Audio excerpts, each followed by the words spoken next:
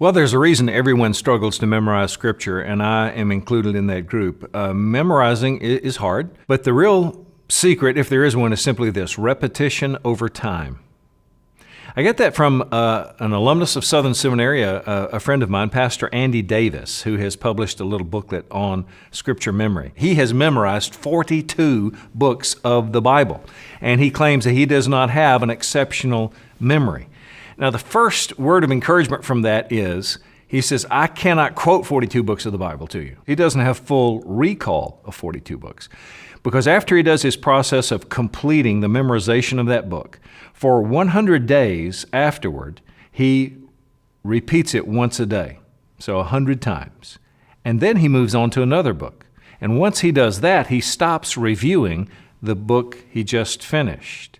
And he said once he stops reviewing, he begins to lose the memory of that. The memory erodes. He does no longer have full recall. And the farther it is down the line, the less of it he remembers. Now, he still remembers a lot just because of the effort he's put into it. So it's encouraging, I think, in some sense that this guy hasn't permanently retained 42 books of the Bible. But that's why he says you can do this too. Andy's approach is recorded in his booklet, An Approach to Extended Memorization of Scripture. There's a link to that in the notes below. In summary, in his method, you start with the first verse of the book, of course.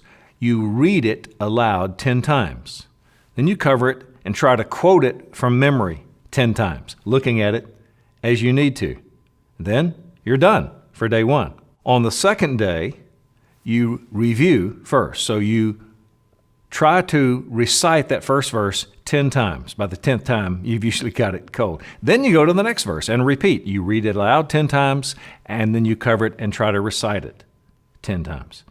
Then the third day, you review the first two by trying to quote them. Then you read that third verse 10 times aloud. Then you try to quote it 10 times aloud. You just follow that until you finish the book.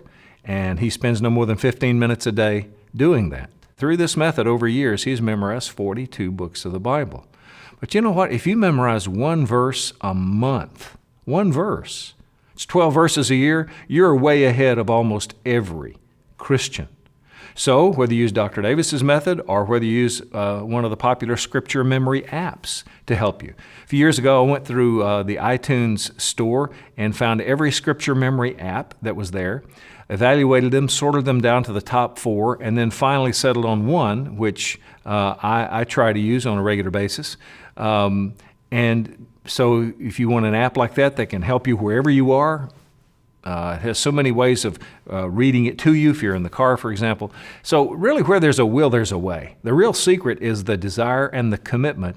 And for all of us, it's just repetition over time. There's no magic way that will just instantly put it in your mind and permanently keep it there. That's the way it is for just about everybody. So find a method that works for you, stick with it, and you will memorize Scripture. And whether you memorize entire books of the Bible or whether you memorize one verse a month for a year, the benefits, though, of that is well worth the investment of time. Thanks for watching Honest Answers. You can submit your questions by email, Twitter, or in the comments section below. And don't forget to subscribe to find out the answer to next Wednesday's question.